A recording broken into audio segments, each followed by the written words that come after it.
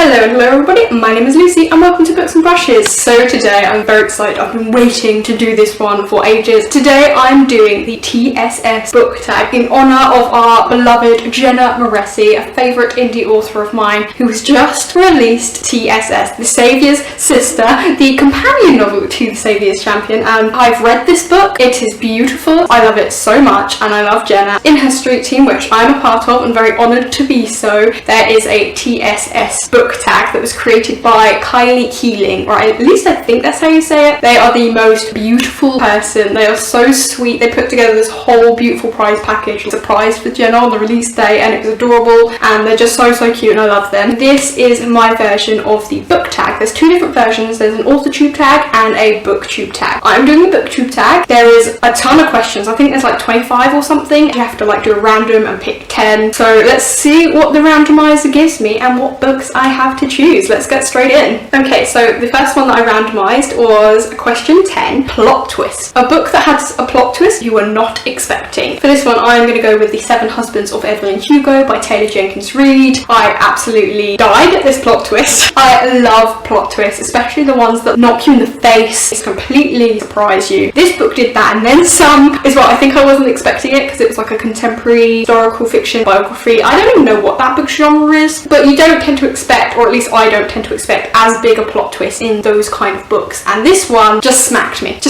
all up in the face, and I loved it. It was so clever and brilliant. You know, everyone has that I remember where I was when it happened moment. This is one of those moments. So story time. My boyfriend wanted to go get some new clothes. It was jeans or shirts, and he wanted to go to Debenhams. I was waiting for him while he was getting changed, and he wanted me there for, you know, my opinion, and I really don't do well at shopping. I fucking hate shopping. I was reading a Kindle book at the time, and I was like, you know what, while he's getting changed because he's taken forever, I'm just gonna read, sneak a little chapter, it'll be fine. So I was reading the book on my phone when I hit the plot twist. So I am in public, freaking out, hyperventilating, and then my boyfriend returns from the changing rooms to go, oh well, what do you think? And I'm like, yeah!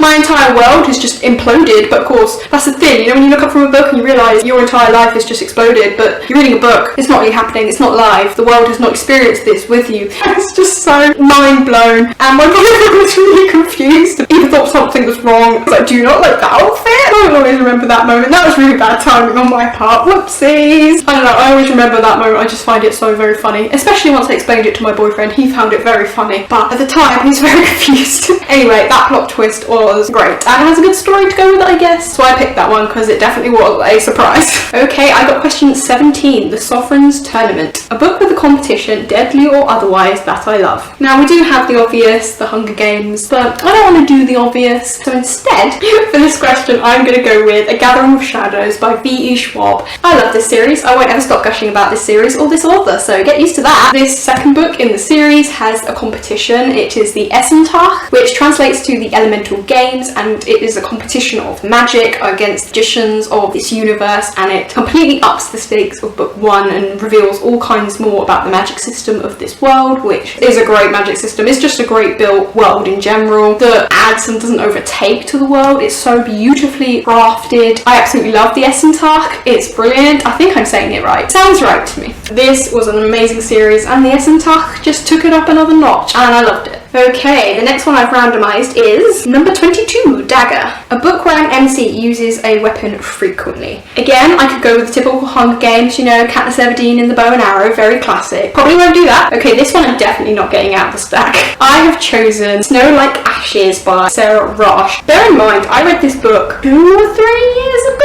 It was a long time ago now, so I barely remember any of the details. I very much enjoyed it at the time, and I can't remember most of it. But what I do remember is that the main character uses a very unique weapon, and it's like her weapon of choice, and it's like a throwing star, but it's circular. You might see on the cover it's like this circular blade. I'm pretty sure that's it. I don't know what the weapon is called. Maybe I should look it up. This weapon is just so unique, and I loved the inclusion of a weapon that's so alternative, I guess, different. Every basic bitch can have a sword, but it's nice to have something a little bit different, spice it up every now and then. An iconic weapon such as this is really fun. Plus it's fun to learn about new types of weaponry and just different cultures that have different weapons, different historical weapons, fantastical weapons. This weapon I really remember out of that series as being very unusual. This one fits this question pretty pretty well, even though I don't remember most of that series. Okay, so I just googled it, and apparently it's called a chakram, which rings a bell in my mind, so that's what it is. And I'm pretty sure a chakram is a real weapon and not just mystical fantasy invented weapon, but I don't know much about it. Next question is number 25, Phanes. Or at least I hope it's Phanes. A fight scene that had you screaming. I know one. I know what I'm going for already. So that is Night of the Dragon by Julie Kagawa. This is the final book in the Shadow of the Fox trilogy, which is one of my favourite new trilogies, which I found out about, was it this year? What is time? I absolutely love this whole trilogy. It was beautiful, characters, fantasy, plot, just the entire interaction with all the characters and the quest, adventure, everything about it was just brilliant. I will love a certain OTP till I die. Be together forever. My heart. But this whole book had me screaming and crying, literally sobbing throughout. It was amazing. It's a lot shorter than the other two books in size, in page count, but that's because the entire thing is a never-ending throat hold that refuses to let you go, and the whole book is like a climax. The entire boss battle fight, if you will, is this third book, and it is incredible. It stopped my heart, and so much death and destruction and tears. Main characters.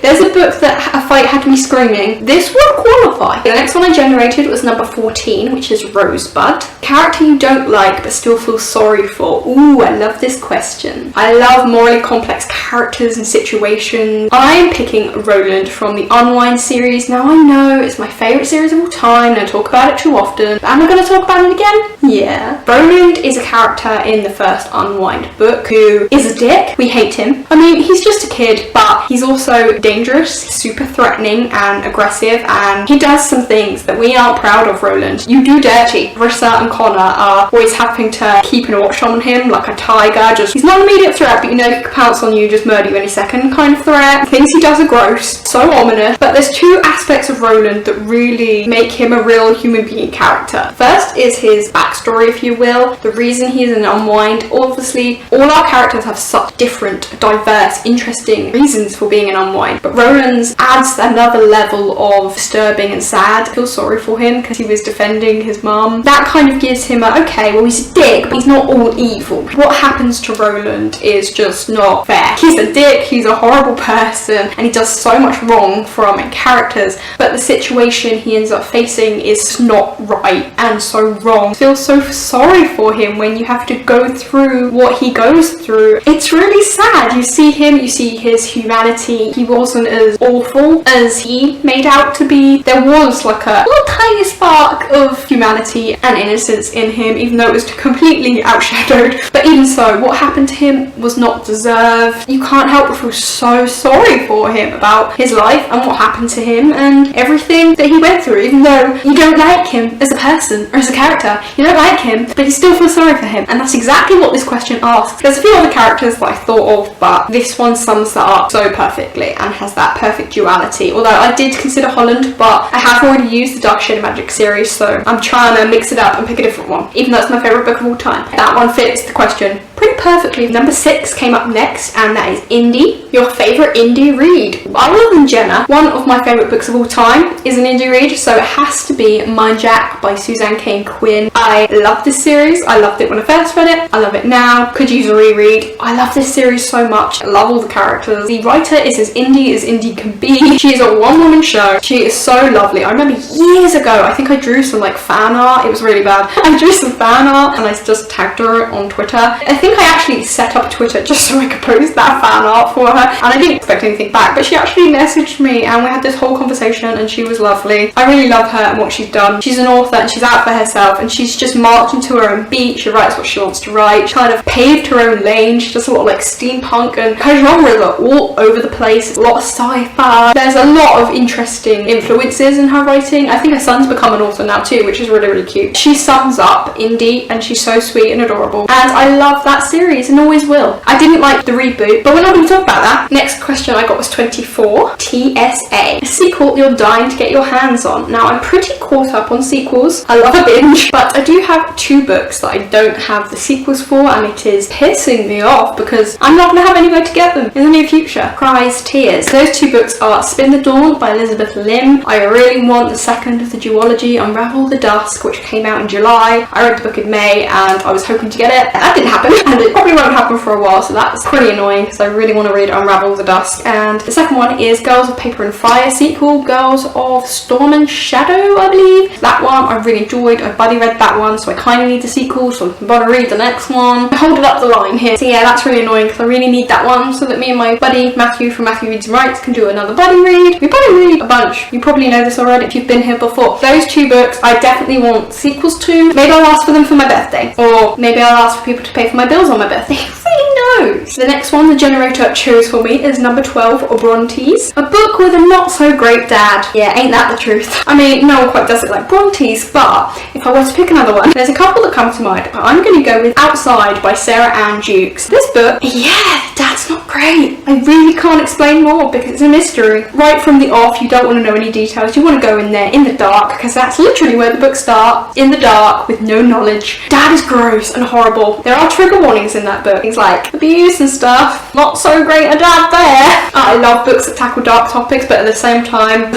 you feel me? Not winning Dad of the Year anytime soon. Next one that was picked was number 8, a 5-star read. What constitutes a 5-star read for you? This is a really interesting kind of discussion, so this is going to be a little fun one to talk about. For me, a 5-star read is all about complex characters and internal conflict. That is the winning recipe. I need that in every book I read. I love complex, morally grey, dark, interesting characters and moral situations. Love it. Can't get enough. I love throwing human beings into complex, dark situations and seeing how they come out the other side and how they cope with all the different people in humanity deal with certain situations. Love that for me. I also love societal commentary, inspection on certain aspects or topics, themes. I love talking about human nature and people and wrong things and aspects and mental health. I love mental health in books as long as it's well represented, because we all know it can be badly represented. We don't want no, oh, the girl's just psycho, so she was the murderers here. No, I'm talking about genuine representation. We love the LGBTQ community and people of colour and all of the different representations, all types of people. I like examining different groups, different people, how people react as one community, the divide between the coming together. That was probably a really vague and stupidly profound sounding answer, but I live for that shit and I want that in all of my books. And if I don't have that moral intrigue and interesting characters and interesting topic of discussion, it's not going to be a 5-star read for me. There's lots of other things I love. There's lots of tropes I love, lots of things I like to be in, but I love a romance, but it needs to be a healthy romance. And since there's not as many healthy romances in books as I'd like there to be, I can be on and off of romance. I really like it, but I don't need it. I like friendships in books. We don't see that enough. Family bonds, things like that. If you want healthy romance, Jenna Moreci got you covered. I love morality, grey characters, but I ain't be dealing with the abusive boyfriend shit that's apparently just normal now. That don't fly. If there's abuse in a book, I want it to be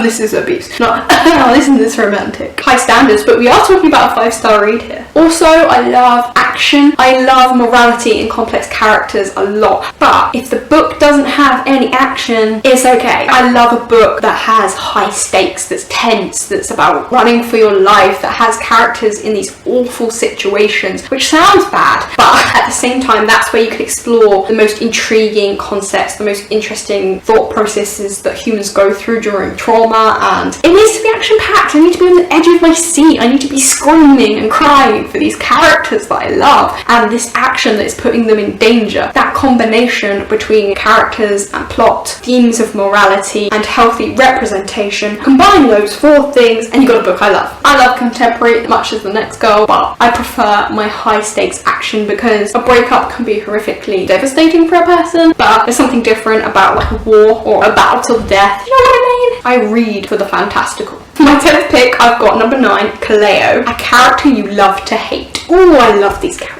And I hate them, which is the question. There are so many that come to mind for this. Gallard from the Scythe series, Drake from the Gorn series, Drake and Kane, Nelson and Starkey from Unwind. I love how horribly morally grey they are and they think they're right, and they're so not, and that's the worst kind of villain, when they think they're right. But I think the one that tops them all, the one that really caps it for me, is Kestrel from Mind Jack. Also Valis, he's also gross, but Kestrel, there's something about Kestrel that makes my skin skin crawl. I know I've just breezed through all of these and you probably don't know who these characters are, but trust me, they are horrible. So Kestrel is this radical dick fuck who thinks he's in the right, of course he does, and he's horrid. He can torture and imprison people. There's no remorse, there's no empathy. He does these heinous acts with relish, but also like a clinical detachment, which is kind of worse. And he has no remorse at all. And even worse, very smart and intelligent and strategic, so he's just around every corner. His belief system is so inherently wrong and skewed. Everything he does comes from this place, and that's what makes him more terrifying than a regular squishy villain mustache. He is one of the real evil people in the world, not cartoony. I hate him. I really hate him. Things he does, our main character and other characters, and then I don't know, there's just his air about him. His eyes are described a lot in the book. There's just something really wrong with this dude. We hate him, but I also love how gross he is, because the series wouldn't have the same impact. It wouldn't be as action-packed. The stakes would not be as high if he wasn't there. He's a great villain, and it's one of the reasons the series does so bloody well, because he is awful and we love it. And that was the last question, but I'm having too much fun, so let's do a bonus 11th question. I've generated question 18, Traitor. A book that has a traitor / betrayal of some kind, and I love a book with a traitor or a betrayal. For a plot twist, it's so impactful, the traitor. There's a few I can think of off the bat. We got The Bells by Danielle Clayton, Slay by Brittany Morris, but I think I'm gonna have to go with, and I know it's in my favourites list again, I'm sorry, Delirium by Lauren Oliver. The betrayal in this one isn't as gut punchy as maybe some of the other ones I could have picked. It's not as horrifically awful a betrayal, but the thing about this one is it was an unexpected betrayal and it makes sense. There's a character in Delirium who betrays someone being real vacant, but you don't see it coming and it completely ruins everything, and you don't find out until after the fact, and when you realise that the thing happened because of this betrayal, things get awkward for our characters. The interesting thing about this traitor in particular is that we don't hate them as a person. We understand what they did. We don't like what they did, but at the same time, they're still not a bad person. They made a bad mistake, and it's awful to watch that character have to go forward knowing that they've done this awful thing and having to live with themselves. Am I a horrible person? How am I ever gonna move on because I've ruined this? It takes the traitor trope and completely makes it a new, interesting look into a person that does a betrayal, a big betrayal, but also you understand and it makes sense. Grey morality, right? Human being who make mistakes. This is a great example of that. There's so much humanity in that scenario. Also, Delirium, again, one of my favourite series of all time, and I'm sorry. These books are about favourite things because it's about TSS, so it's no wonder that my favourite books made the appearances. And that is the TSS book tag. I really loved these questions. Thank you, Kylie. These questions were really good, and I got some good ones. Thank God I got ones that I could answer, because there were a few questions in that master list that I have no idea what I would have said for. Something in this world has to give me luck. There's going to be some kind of balance. The Saviour's Sister, the companion novel to The Saviour's Champion, which might still be on sale. If you're in America, The Saviour's Champion was on sale on Kindle. I mentioned it before. I don't know if it still is, but go check. If it is like 99 cents or 99p, why wouldn't you pick this book up? Go do that. It'll be the best 99 cents you ever spent. But The Saviour's Sister is out now. This is such a good book. I absolutely love it. It's so necessary as a companion, and it has a completely different story from this other perspective. If you love healthy relationships, death, destruction, action, sex, cursing, LGBTQ plus characters, and characters who have disabilities, and characters who are different colours, and characters we love to hate, this book has traitors, a great magic system, especially the companion TSS has a even more explained magic system than the first one, because we're following the girl with magic herself. It's got so many shocking moments, so many distrustworthy characters, so much intrigue and mystery. If you love assassination plots, things like royalty and politics, fantasy, the book legit has everything, which is amazing. And also, Jenna Moreci is writing TSA right now. We do not know what the A stands for. I still like to believe it's the Saviour's arsehole or armpit. We have differing opinions. But yeah, my voice is dying. Can you hear it dying? Thank you so much for watching this video. Give it a like if you enjoyed enjoyed these kind of me talking about books I love and tags. And if you're a Jenna Moreci stan, you know to do the thing, you know. Talk to me in the comments. I love chatting with people in the comments. It is my favourite thing that I do on YouTube. And there's so many interesting things we could talk about in the comments of this one. Name a few elements that make a 5-star book for you. You can name a trope, character or plot driven, whatever you like. What makes a 5-star for you, or a favourite indie author, whatever you like. This was the TSS book tag. As I said, there is the TSS author tag as well. I will have both of the original tags linked in the description box below. You can go check them out. And I hope you enjoyed watching my stupid face. Thank you for sticking around. Thank you for watching, and I will hopefully see you in the next video.